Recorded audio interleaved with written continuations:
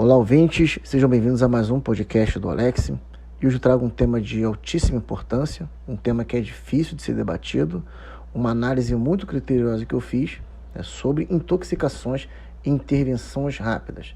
Então, hoje eu vou falar sobre praticamente os carbamatos, vou falar sobre os opioides, os benzodiazepínicos, vou falar também sobre o paracetamol, as suas possíveis intoxicações e intervenções correlacionadas com o ambiente intra-hospitalar e extra-hospitalar. Então, se você tem interesse com esse assunto, fique conosco, eu tenho certeza que esse podcast vai ser muito enriquecedor para o seu dia a dia e também para a sua carreira profissional. Antes de mais nada, e de dar prosseguimento à parte técnica do vídeo, é importante destacar os passos iniciais para leigos diante de uma intoxicação. O primeiro deles é avaliar a segurança do local. Então, antes de se aproximar da vítima, certifique-se que o ambiente é realmente seguro, até mesmo para evitar riscos adicionais, como exposição a gases, tóxicos e até produtos químicos. Acione o socorro especializado. Ligue para o SAMU, que é o 192, ou para o Corpo de Bombeiros, que é o 193, e forneça informações detalhadas, tais como idade, caso você saiba, o estado da vítima, a substância envolvida, se você conhecer, a via de exposição, normalmente você vê alguma coisa na cavidade oral, ou inalatória, ou cutânea, o tempo decorrido desde a exposição, isso também é importante, e os sintomas observados. Todas essas informações elas vão contribuir para uma intervenção relacionada naquele quadro de intoxicação. E o que você não pode fazer sem orientação?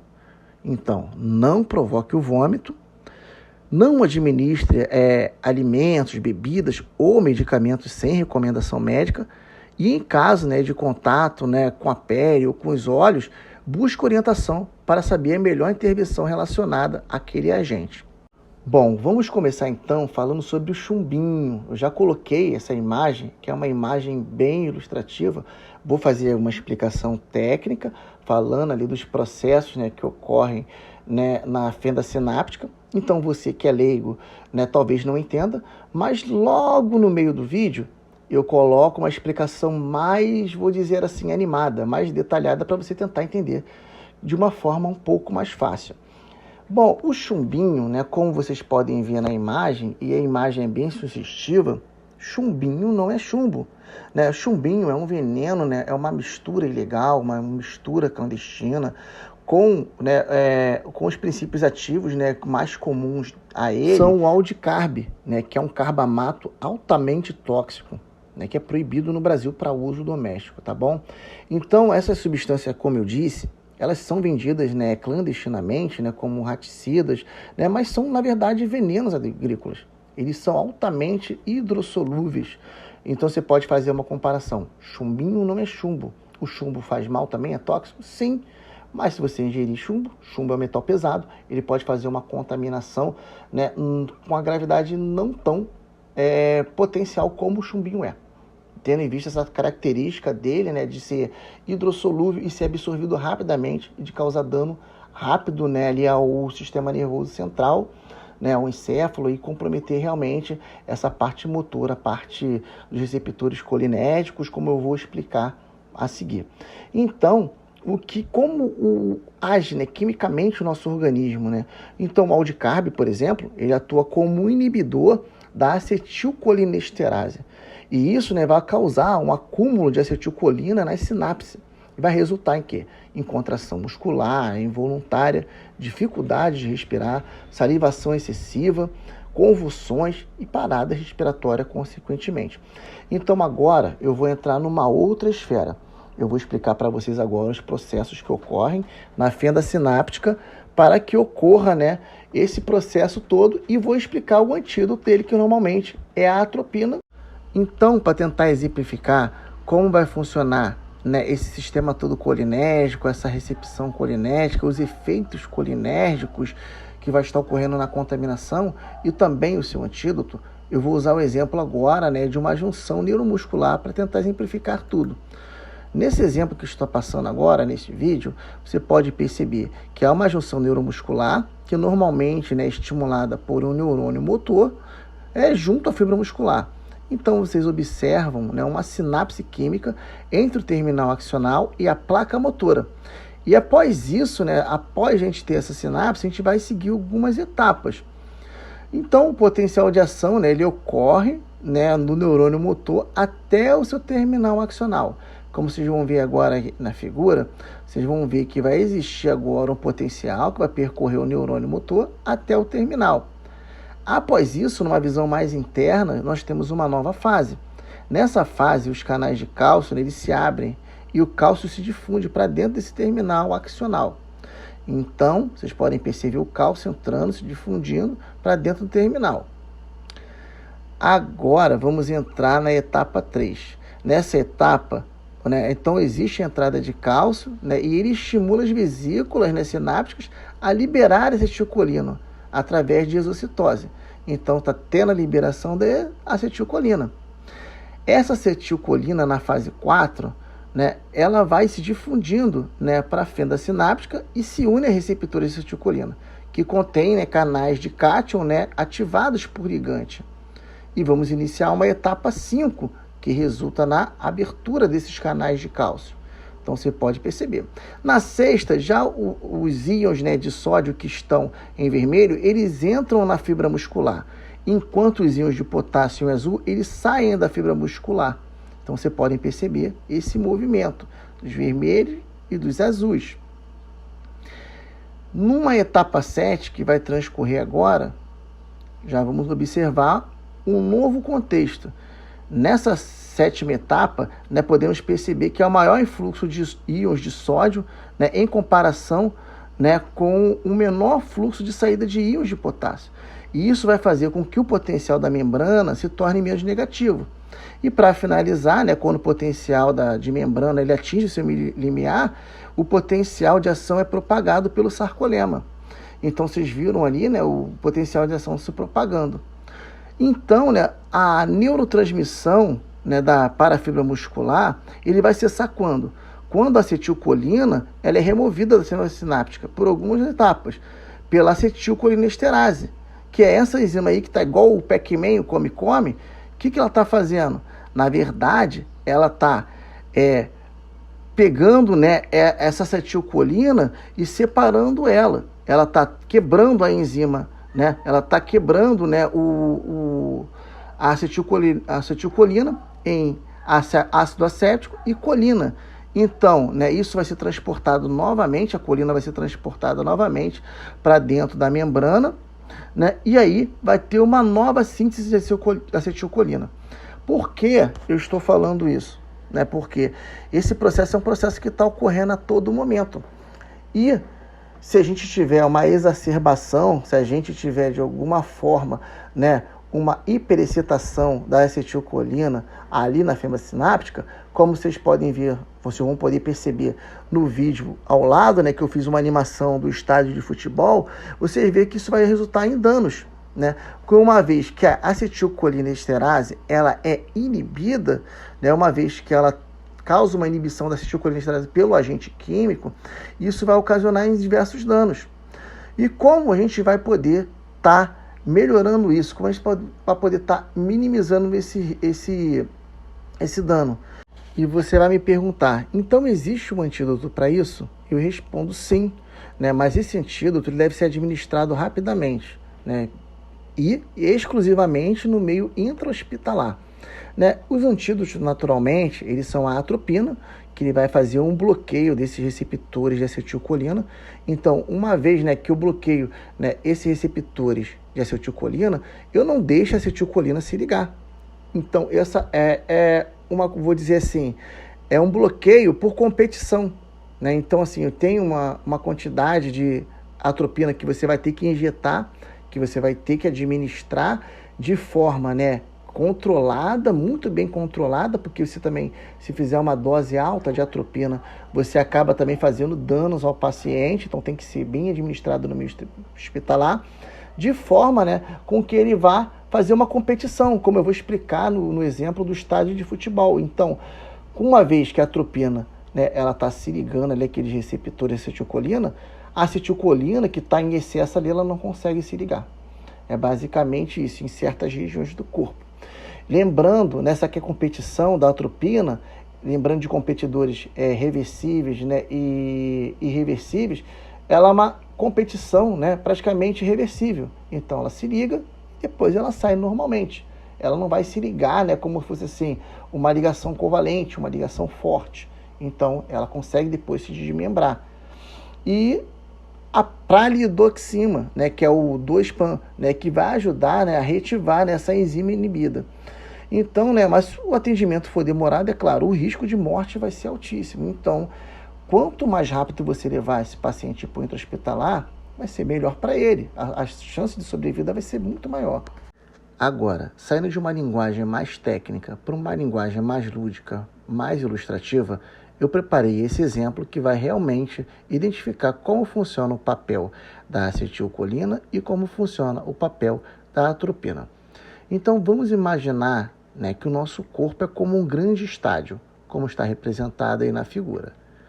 Então, né, nessa próxima imagem, vai representar a cena onde a acetilcolina ela está entrando normalmente no estádio, de forma organizada, entrando por catracas, né, com o estádio parcialmente cheio, simbolizando a atividade fisiológica normal dos receptores muscarínicos. Notem, a acetilcolina entra, torce um pouco e sai. Até aí tudo bem, tudo equilibrado. Até que num determinado momento, nessa próxima figura, né, vai ser o início do caos, a superacumulação da acetilcolina. Então vocês podem ver muitos personagens amarelos representados pela acetilcolina se empurrando, se amontoando para poder entrar no estádio. O estádio já aparece cheio. Você vê cenas de empurra-pula, fila desorganizada, alguns torcedores gritando em pânico, você vê sinais de colapso do sistema, né? O alarme piscando, segurança confuso, enfim. Essa imagem ela representa, né, uma intoxicação colinérgica. A acetilcolina, nesse caso, está se acumulando sem controle e o sistema está entrando em colapso. Na próxima figura, agora já mostra esse colapso, o colapso dentro do estádio, representado pelos sintomas causados pela superestimulação colinérgica. Você começa a ver elementos visuais importantes, o estádio está completamente lotado de personagens amarelos com acetilcolina. Alguns deles estão gritando, suando, passando mal, outros estão desmaiando, funcionário do estádio caído, tentando apagar um incêndio, alarme tocando, enfim. Uma série de eventos colapsados. Esses elementos visuais, né, eles servem para representar os sintomas, né, goteira, salivação, a fumaça, né, que seria o do broncoespasmo, personagem vomitando, confuso, em pânico. O estádio está em colapso. Isso é uma alusão do corpo sofrendo, né, com as alterações, como salivação, diarreia, falta de ar, convulsões. E isso pode parar de funcionar. Já na próxima imagem, né, já mostra o papel da atropina entrando em ação, como um segurança do estádio. Ela começa a controlar o caos. Né, o personagem, né, como visual, né, diferente, no uniforme de segurança, com o escudo A, esse demonstrado aí em verde, vocês podem ver que alguns torcedores já estão sendo barrados ou redirecionados. A multidão, né, ainda está agitada, mas está começando a se organizar. Enfim, o que isso representa? Representa que a atropina chega como uma segurança especial, ela não tira quem já entrou, mas ela impede que os caos continuem. E aí, na imagem final, nessa última que vai realmente identificar, né, que o estádio está voltando ao normal, com o corpo, né, já se recuperando graças à ação da atropina. Você pode ver os elementos visuais, o estádio está mais organizado, com menos torcedores, né, com menos acetilcolina, no caso, né, o segurança que a atropina ele está presente, está vigiando a entrada, os torcedores restantes eles estão mais calmos, alguns saindo naturalmente. Né, o céu está mais claro, tudo bem, tudo em homeostase. Então, é basicamente esse o papel que vai fazer, né, a atropina. Ela vai equilibrar, né, esse controle. Ele vem simplesmente para poder controlar essa exacerbação, né, da acetilcolina na fenda sináptica. É basicamente isso. Passando agora para falar um pouco da intoxicação por paracetamol, o que a gente vai entender dessa figura que está à mostra, né, é que ela vai ser ocasionada por um metabólito que é altamente tóxico e que é gerado durante o metabolismo do paracetamol no fígado. O nome, né, deste metabólito, como vocês podem ver, se chama NAPQI. E como, né, esse NAPQI é formado? Bom, Antes de mais nada, o significado de NAPQI, ele significa N-acetil-B-benzoquinona. Então, né, quando nós tomamos o paracetamol, ele segue algumas vias, né, de rota no fígado. Uma delas é uma conjugação, né, com o sulfeto, né, 90%, e que vai seguir vias seguras até a sua excreção renal. E uma outra é uma oxidação, né, pela CYP450, né, principalmente pela CYP2E1, né, que vai formar o NAPQI, cerca de 5 a 10%. Tá bom, então o que o NAPQI ele vai fazer basicamente? O NAPQI ele é extremamente reativo, como eu já disse, é tóxico. Por quê? Ele vai oxidar proteínas celulares e os lipídios e ele vai também se ligar de forma covalente a proteínas do fígado, danificando as suas funções. Fazendo uma comparação do que eu falei no meu último vídeo de radicais livres, né? Fazendo meio que uma comparação, meio que um estresse oxidativo. Mas nesse caso agora, ele está fazendo, né, de forma covalente com as proteínas do fígado, danificando as suas funções. Então, esse metabólito, vocês podem ver, naturalmente, quando a gente ingere o paracetamol, ele tem só 90% dele eliminado. Somente, né, uma pequena parte que ela vai gerar. E o nosso organismo dá conta porque nós possuímos, né, a glutationa, que ela vai agir como um antioxidante natural do fígado, que vai neutralizar essas toxinas, né, como o NAPQI. Né? Então, o que a gente entende? Usualmente, quando a gente faz a dose recomendada do paracetamol, não tem problema nenhum. O problema é quando a gente ultrapassa muito essa dose, as doses que são tóxicas. Porque aí a gente não vai ter praticamente, né, reserva de antioxidante, de glutationa, para poder fazer essa compensação. E uma vez que não há essa compensação, né, o que vai acontecer? O excesso do NAPQI, né, e sem a glutationa para neutralizado vai causar o quê? Ele vai começar a danificar mitocôndrias, né, e membranas celulares, vai começar a causar necrose, né, dos hepatócitos, levando à morte celular, e vai levar à insuficiência hepática aguda, que é potencialmente fatal. Falando agora do antídoto, a gente pode entender o quê? Qual seria o melhor antídoto para a gente poder, né, estar ali atuando nesse quadro? Normalmente a gente utiliza a acetilcisteína. Por quê? O que vai acontecer com a acetilcisteína? Ela, né, com o seu grupo cisteína, ela vai reabastecer os níveis de glutationa. Então, de uma certa forma, ela está ajudando a neutralizar o NAPQI acumulado. Mas é claro, né, ela é eficaz, né, dentro das 8 primeiras 10 horas de ingestão. Então é importante estar relacionado, né, à ingestão, o horário que foi ingerido, né, se possível, né, tentar identificar esse horário para poder fazer a melhor intervenção possível. Um ponto importante também é que a gente pode tentar utilizar o carvão ativado nas primeiras horas. Primeira hora praticamente, que é preconizado. Na primeira 1 hora, caso a gente tenha essa dimensão de horário. Como vai atuar o carvão ativado? O carvão ativado, ele não é metabolizado, ele não entra na corrente sanguínea. A diferença do carvão ativado para o carvão normal, que a gente tem esse carvão vegetal, né, está na sua concentração de poros, na sua porosidade, que é feita por um processo químico. Então, o carvão ativado não é a mesma coisa que um carvão normal. Não vai sair por aí querendo, né, fazer manejo com carvão. Isso é uma coisa intra-hospitalar que deve ser feita por profissionais. Então, o carvão ativado ele é um carvão mais poroso. Ele é poroso justamente para que aquele agente químico ele seja conduzido, ele adentre nesses poros e ele seja conduzido pela via, né, intestinal até chegar na sua eliminação fecal. Então, quando a gente pensa em carvão ativado, a gente pensa em eliminação fecal. A gente, né, tenta, de alguma forma, pegar uma estratégia de condução daquele ativo, né, que está ocasionando, né, a contaminação, a intoxicação, e tentar trazer ele para o meio externo, sem que ele passe por um processo de metabolização, que seria muito prejudicial nesse caso. E para finalizar, eu vou falar um pouco sobre benzodiazepínicos e também um pouco sobre opioides. Bom, falando um pouco sobre benzodiazepínicos, o que a gente pode entender, né? Como isso funciona? Normalmente, o que você pode ver na imagem, o receptor GABA, né, ele tem vários sítios de ligação, né? Um para o GABA, que é o agonista principal, um para os benzodiazepínicos, em um sítio alostérico, né, que é modulador disso, e outro para barbitúricos, álcool, anestésico, etc. Então, né, o flumazemil, né, que normalmente é o antídoto, ele é um antagonista competitivo no sítio dos benzodiazepínicos. Então ele vai ocupar, né, esse local que vocês podem ver aí na imagem, né, e vai impedir que o benzodiazepínico ele se ligue. E com isso ele anula os efeitos moduladores, né, dos benzodiazepínicos sobre o GABA. Então essa imagem ela é bem esclarecida com relação a isso. Vale ressaltar um ponto que eu não citei sobre o flumazemil, é que ele não vai bloquear o sítio do GABA e nem reverter a ação do GABA em si.